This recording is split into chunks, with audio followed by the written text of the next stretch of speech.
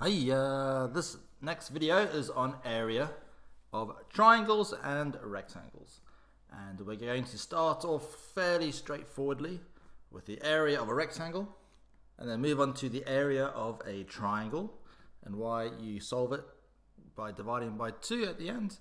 And then finally, a little common problem you get asked in your papers is how many of one shape fits into another shape, and the quick way of solving that. Okay, so let's get started. Part A, find the area of the rectangle. So, as you know, start with the equation. Area equals base times height, and then you just substitute in the numbers and solve from there. So, A equals B times H, base is 20, the height is 12. Multiply those two numbers together, and you get the answer of 240, and we'll use our measurements centimeters squared. When you answer the questions below, just write in the number, nothing else, and that will get you the correct answer. And part B, find the area of the triangle. So start off with the formula, as always. Area equals base times height divided by 2. Why do we divide by 2? You may know this already, but the triangle is exactly half of a rectangle, just with it folded down the diagonal. So that 3, 4, 5 triangle could be the same as a 3, 4 rectangle. I'll just sketch it out now. And we know the area of that would be 12. But because we have folded it down the diagonal from corner to corner, then that gets halved.